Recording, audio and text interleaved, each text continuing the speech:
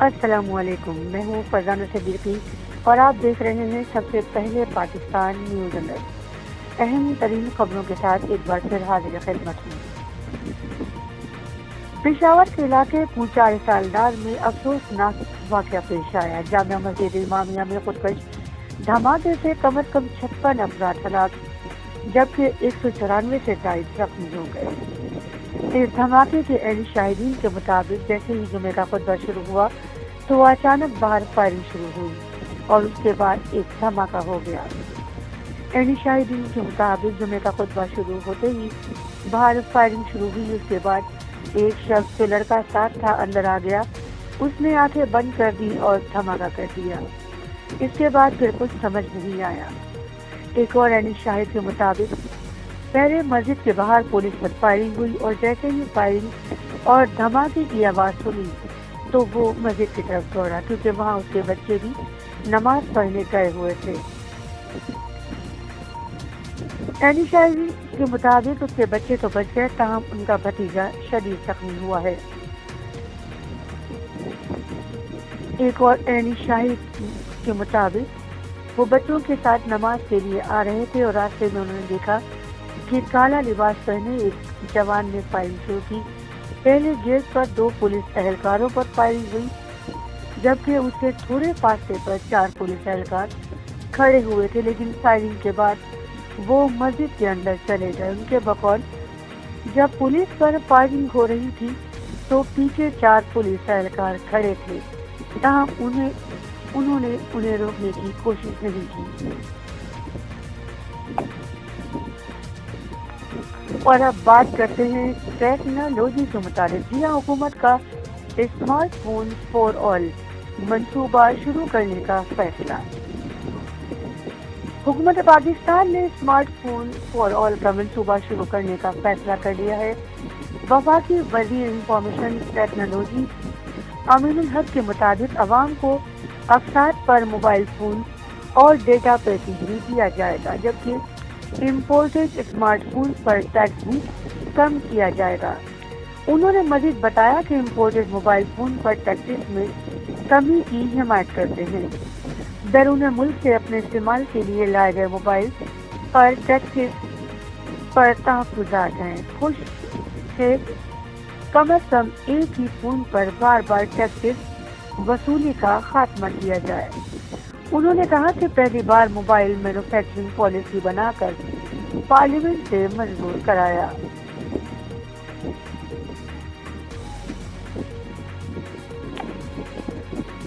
دوسری جانب وزیر اعظم عمران خان کے مشیر برائے تجارت عبدالرزاق داؤد کے مطابق پاکستان کے انتہائی قلیل مدت میں 4G اسمارٹ فون برآمد کرنے والے ممالک بننے پر کہا کہ 1500 4G موبائل فون مقامی طور پر تیار کر کے متحدہ عرب امارات برآمد کیے گئے، جس کے ساتھ ہی پاکستان کم عرصے میں 4G اسمارٹ فون کا برآمد کنندہ بن گیا، جو پاکستان موبائل انڈسٹری کے لیے ایک سنگ میل ہے۔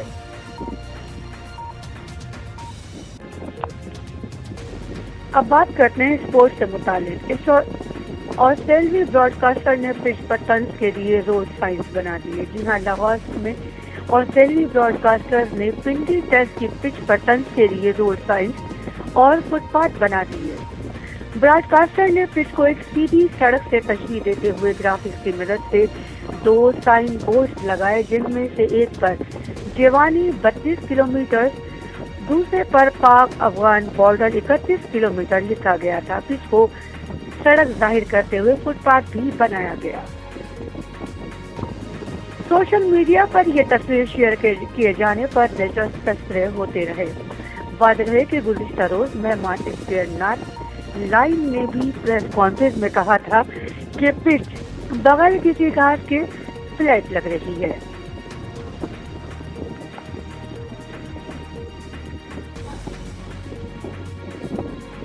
کیا آپ نے کبھی سوچا کہ کارٹون دیکھ کر لکھپتی بنا جا سکتا ہے؟ جی ہاں، لیکن برطانیہ میں ایک نوجوان ایسا بھی ہے جو صرف کارٹون دیکھ کر لکھپتی بن گیا۔ اور عیاشی کی زندگی گزار رہا ہے۔ غیر ملکی خبر رساں ایجنسی کے مطابق برطانیہ سے تعلق رکھنے والے 26 سالہ الگزینڈر ٹاؤنلی کو صرف کارٹون دیکھنے اور ان پر تبصرہ کرنے پر سالانہ 5,000 پاؤنڈ یعنی پاکستانی تقریباً 11 لاکھ روپے ملتے ہیں۔ الگزینڈر کو مشہور اینیمیٹڈ سیریز دی سمپسنز دیکھنے پڑتے ہیں، جبکہ کارٹون دیکھنے پر اسے فری ٹولز بھی فراہم کیے جاتے ہیں۔ برطانوی نوجوان کو سوشل میڈیا پر ان کے بھائی نے ایک پوسٹ میں ٹیگ کیا جس میں کمپنی کو ایسے شخص کی تلاش تھی جو دی سمپسنز کارٹون کی ہر قسط کو دیکھ کر اس پر تجربہ کر سکے۔ الگزینڈر جو پہلے ہی کارٹون دی سمپسنز کا بہت بڑا فین تھا، اس نے فوری اس نوکری کے لیے درخواست جمع کرا دی اور یہ نوکری اسے مل گئی۔ الگزینڈر کے مطابق میں اس کارٹون کا بہت بڑا فین ہوں اور اس پیسے کے لیے دیکھنا ایک ایسی چیز ہے جس کا میں نے ہمیشہ خواب دیکھا ہے۔ تاہم الگزینڈر نے بتایا کہ یہ کام اتنا بھی آسان نہیں ہے، کیونکہ مجھے اس کارٹون کو دیکھتے وقت ایک نوٹ پیڈ اور فلم کے ساتھ بیٹھنا پڑتا ہے اور اس پر ہر چھوٹی چھوٹی تفصیل لکھنی پڑتی ہے، اور اس دوران میرے ایسے دن بھی گزرے جب میں نے ایک دن میں 30 اقساط اکٹھا دیکھی۔ واضح ہے کہ امریکی اینیمیٹڈ سیریز دی سمپسنز اپنی پیشن گوئیوں کے حوالے سے دنیا بھر میں کافی مقبول ہے، جس میں مستقبل میں ہونے والی کئی واقعات کو پہلے سے بتایا گیا ہے اور وہ بعد میں حقیقت میں رونما بھی ہوئے ہیں۔ اور اب آپ کو بہت اہم خبر سے آگاہ کرتے ہیں۔ غیر ملکی خبر رساں ایجنسی کے مطابق یوکرین کے نیوکلیئر پاور پلانٹ میں اچانک آگ لگ گئی، جو یورپ کا سب سے بڑا نیوکلیئر پاور پلانٹ ہے۔ روسی حملے کے بعد زیپوریزیا نیوکلیئر پاور پلانٹ میں آگ لگی۔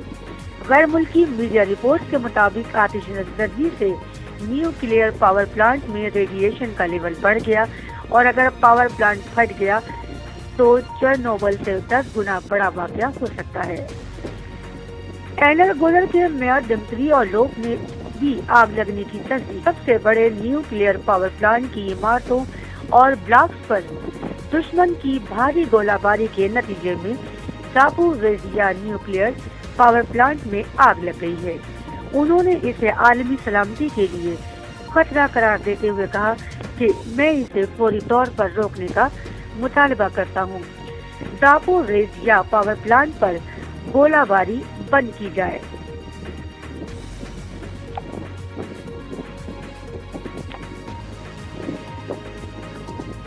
ملک میں انٹرنیٹ اور سوشل میڈیا استعمال کرنے والوں کی رپورٹ جاری۔ پاکستان ٹیلی کام اتھارٹی نے ملک میں انٹرنیٹ اور سوشل میڈیا استعمال کرنے والوں کی رپورٹ جاری کر دی ہے۔ پی ٹی اے کے اعداد و شمار کے مطابق پاکستان میں 14 کروڑ 40 لاکھ مردوں کے پاس اپنا موبائل فون ہے۔ 3 کروڑ 80 لاکھ خواتین کے پاس ذاتی موبائل فون ہیں۔ اس کے علاوہ ملک میں 65% مرد اور 25% خواتین موبائل فون اور سمز کی مالک ہیں۔ سال 2021 میں 52% مردوں اور 47.5% خواتین نے فیس بک استعمال کیا۔ انسٹاگرام استعمال کرنے والے مردوں کی تعداد 53.2% رہی، جبکہ انسٹاگرام پر خواتین صارفین کی تعداد 40.8% تک رہی۔ پچھلے برس 58.6% مردوں نے یوٹیوب استعمال کیا اور 41.4% خواتین صارفین یوٹیوب پر رہی۔ رپورٹ میں مزید بتایا گیا کہ مردوں نے 68.8% واٹس ایپ کا استعمال کیا، جبکہ واٹس ایپ استعمال کرنے والی خواتین صارفین 31% رہی۔ اس کے علاوہ پاکستان میں 1 کروڑ 88 لاکھ خواتین کا برانچ لیس بینکنگ اکاؤنٹ ہے، جبکہ 5 کروڑ 57 لاکھ مردوں کے پاس برانچ لیس اکاؤنٹس ہیں۔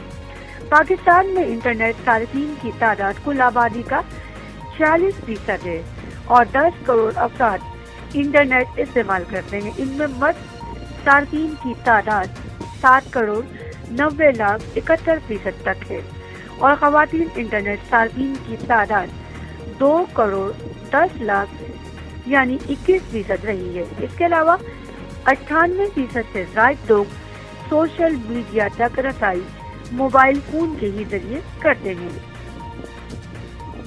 آخر میں فیس بک صارفین کے لیے بڑی خوشخبری، فیس بک نے پاکستان میں مونیٹائزیشن شروع کر دی ہے۔ پاکستان میں فیس بک استعمال کرنے والوں کے لیے خوشخبری ہے کہ دنیا کی سب سے بڑی سوشل ویب سائٹ نے پاکستانی صارفین کے لیے بھی ویڈیو سے پیسے کمانے کی سہولت یعنی مونیٹائزیشن شروع کر دی ہے اور صارفین کو اپنے بینک اکاؤنٹ کو رجسٹر کرانے کا آپشن دے دیا ہے۔ باخبر ذرائع کے مطابق فیس بک کی مالک کمپنی میٹا کی ایک ترجمان نے تصدیق کی ہے کہ پاکستانی حکومت کے ساتھ فیس بک سے آمدنی حاصل کرنے کے اقدامات کے حوالے سے ان کی بات چیت ہوئی ہے۔ یاد ہے کہ فیس بک کے علاوہ یوٹیوب، گوگل اشتہارات اور مونیٹائزیشن یعنی مواد کے ذریعے پیسے کمانے کے منصوبے کے تحت مواد تیار کرنے والوں کو رقم فراہم کرتا ہے، جس سے پہلے ہی ہزاروں پاکستانی خطیر رقم کما رہے ہیں۔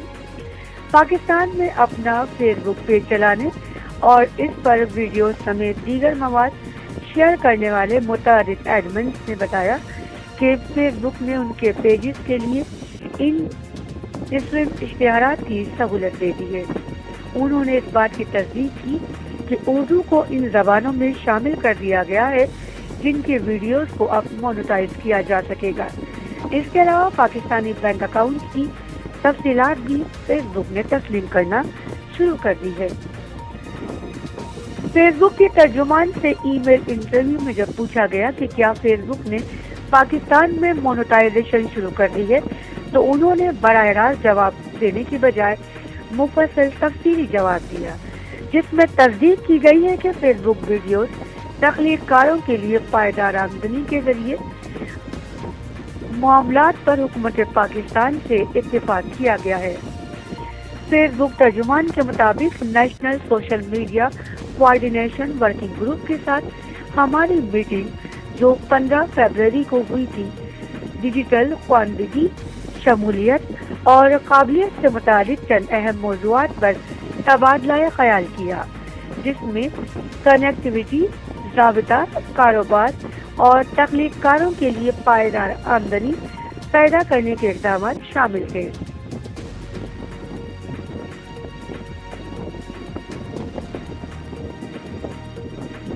سوشل میڈیا کے ذریعے ہزاروں پاکستانی خطیر رقم کما رہے ہیں۔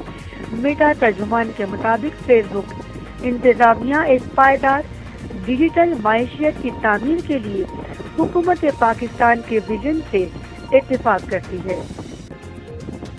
پلیٹ فارم ہم کنیکٹیویٹی، انفراسٹرکچر اور ڈیجیٹل اپ اسکلنگ پروگراموں میں سوچی سمجھی سرمایہ کاری کے ذریعے پاکستان میں ایک پائیدار ڈیجیٹل معیشت کی تعمیر کی حکومت پاکستان کے ویژن کا اشتراک کرتے ہوئے اور پاکستان میں ڈیجیٹل ماحولیاتی نظام کو تیز کرنے میں مدد کے لیے ان کے ساتھ شراکت داری کریں گے۔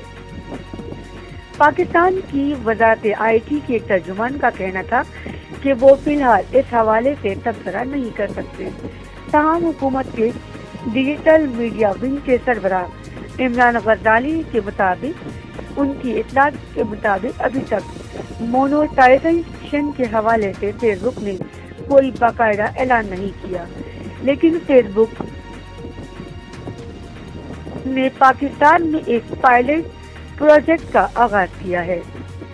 دوسری جانب پاکستان میں اسٹینڈ آرکیٹیکٹ یا مونیٹائزیشن کے لیے فیس بک کی دیگر سہولیات استعمال کرنے والے ایک پیج ایڈمن نے گفتگو کرتے ہوئے بتایا کہ ان کے ایک پیج پر ان اسٹریم ایڈ کی سہولت مہیا ہے۔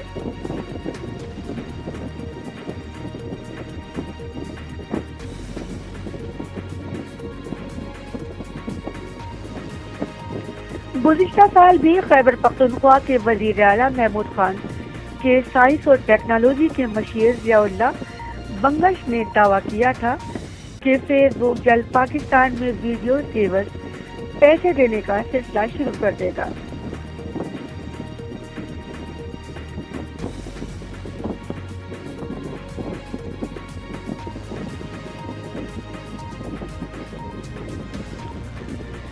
تاہم ویڈیوز کو مونیٹائز کرنے کے لیے یہ ضروری ہے کہ آپ کے پیج پر کم از کم 10,000 فالوورز ہوں۔ پاکستان میں اشتہارات پر کتنی رقم خرچ ہوتی ہے؟ اشتہارات پر خرچ کی جانے والی سالانہ رقم سے متعلق ایک رپورٹ میں ڈان گروپ سے منسلک اروڑا نامی میگزین نے رپورٹ کیا تھا کہ گزشتہ مالی سال کے دوران تقریباً 34 ارب روپے ٹیلی ویژن اور 16.8 بلین روپے ڈیجیٹل میڈیا پر خرچ کیے گئے تھے۔ پاکستان میں مالی سال 2019 اور 20 میں ڈیجیٹل میڈیا پر خرچ کردہ رقم 13.65 بلین روپے تھی۔ اروڑا کی رپورٹ کے مطابق پاکستان میں ڈیجیٹل میڈیا پر خرچ کی جانے والی رقم کا سب سے زیادہ حصہ فیس بک پر خرچ کیا جاتا ہے۔ ڈیجیٹل اشتہارات کے اخراجات کے لحاظ سے پاکستان میں گوگل اور یوٹیوب دوسرے اور تیسرے نمبر پر ہیں۔ انٹرنیٹ پلیٹ فارمز کے اعداد و شمار رپورٹ کرنے والے ادارے اسٹیٹسٹا کے مطابق پاکستان میں فیس بک کے 4 کروڑ 33 لاکھ سے زائد ایکٹیو صارفین موجود ہیں۔ اور آج کے لیے فی الحال خبروں میں اتنا ہی۔ مزید خبروں، اپڈیٹ، انٹرویو، فلمی رپورٹ کے لیے دیکھتے رہیے سب سے پہلے پاکستان نیوز الرٹ۔ اپنی میزبان فرزانہ صدیقی کو دیجیے اب اجازت۔ اللہ کے بعد سب سے پہلے پاکستان چینل کو سبسکرائب کرنا، لائک، شیئر کرنا اور اپنا کمنٹ کرنا نہ بھولیے گا۔